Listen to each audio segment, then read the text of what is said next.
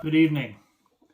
I'd want to address you about couple things that I've watched on YouTube and different videos, and most of it is because I'm so proud to be a part of the Philippines through my extended family um, and all the relatives that I've gained over there and the friends that I have here. There's so many of them, and I have so much pride in every one of them that I know. The women are absolutely the hardest workers, and the men, they just they don't complain. They just do what they do. They're good. So I want to talk to you about BBM and Tony Gonzaga. Now, Tony has interviewed so many different individuals on both sides of the political spectrum. So how can you jump down her throat for asking the questions that she did of BBM? And the answers that BBM gave were honest, heartfelt. You didn't see him looking up into the sky for answers or anything. BBM answered some very difficult questions, right? Like, here's one. What would you, when Tony asks us a BBM, he says, if you were trying to tell someone that's in their 20s and 30s about Ferdinand Marcos, how would you explain that to them? Like, because they only hear the bad stuff. They only hear this and that and this, but they don't hear the good stuff. And of course, everybody knows in life you could do a million good things and one wrong thing, and they will only remember you for that one mistake. That's it. They don't care about all the good you did. But let's talk about BBM's answer. First of all, he said he'd like to thank his father for all the schooling and the universities he built, and the schools were amazing. He built more schools in his first term as president than all 9 presidents prior to him. That's amazing. He gave the Filipino people a chance to move out of the country.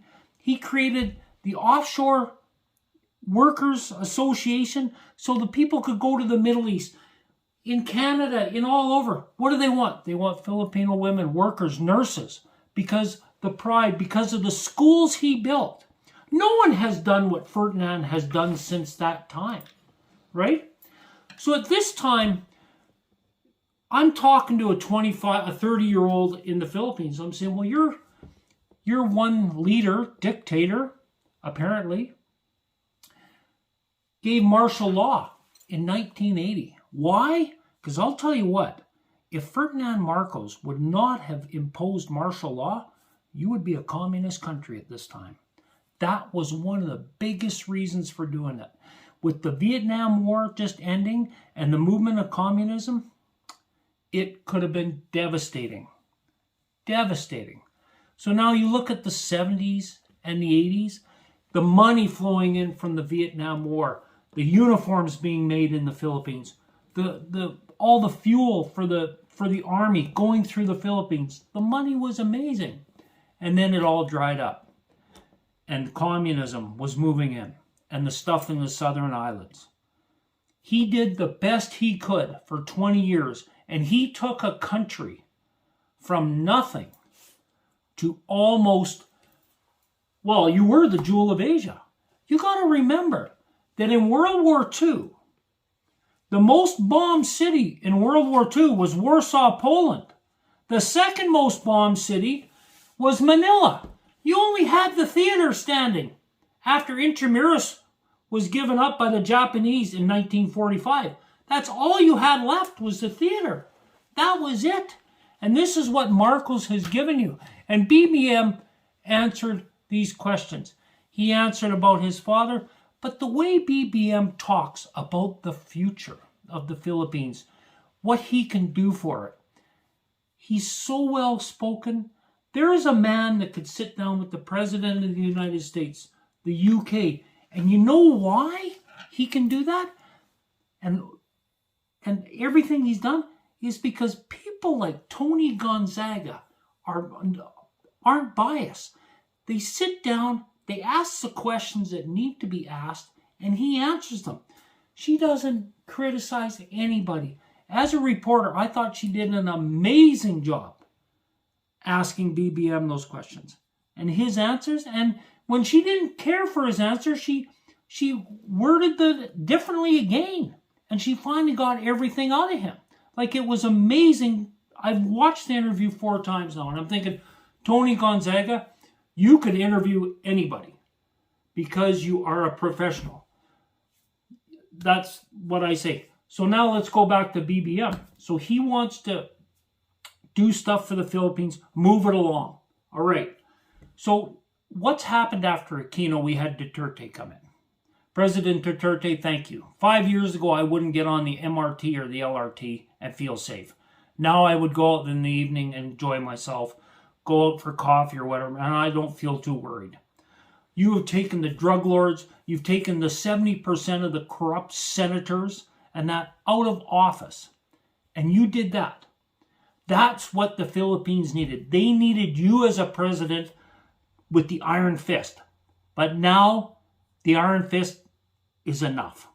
Now we need a president that can take us from what we've learned in the last 5 years, the growth the Philippines have made from the Duterte reign, and take it in to the next step. And that's where BBM comes in. BBM is the person that can take the Philippines, bring it back to the quality of life it had before, to the jewel of Asia, to where people respected you, not just because you're hard workers. They respected you because you've got companies coming there to invest. You've got airline companies. You've got everything coming in. You're not under the rule of Spanish anymore. You're not under the rule of the Americans anymore. No, it's time to be under the rule of the Philippines. And for years, for the last 20 years, you were under the rule of drug lords. All of us knew all over the world. All over the world. If you wanted drugs or problems, you went to the Philippines because that's where you got them. And it was because of your corrupt government that caused this. And thank you, Duterte, for making a stand. Thank you. Thank you so much for doing something with the police. Also, I'd like to say one more thing. Thank you, Ferdinand. One of my most famous pictures is of Paul McCartney and John Lennon in Manila. Why were the Beatles in the Philippines? Why? Because of Ferdinand Marcos. They never went anywhere else. They went to the Philippines. And that is one of their most memorable shows ever. And thank you, Tony Gonzaga. Your interviews are amazing. If anybody is against you or trashes you or says awful things about you in your interviews, they're wrong. They're foolish because you got to the truth.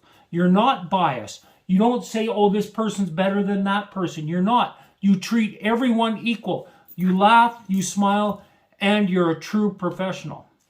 So from that time, I want to take you to my last thing on Manny Pacquiao.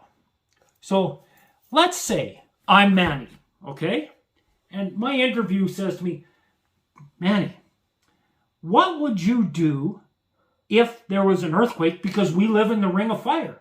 How would you help the people? How would you save the people? This is Manny.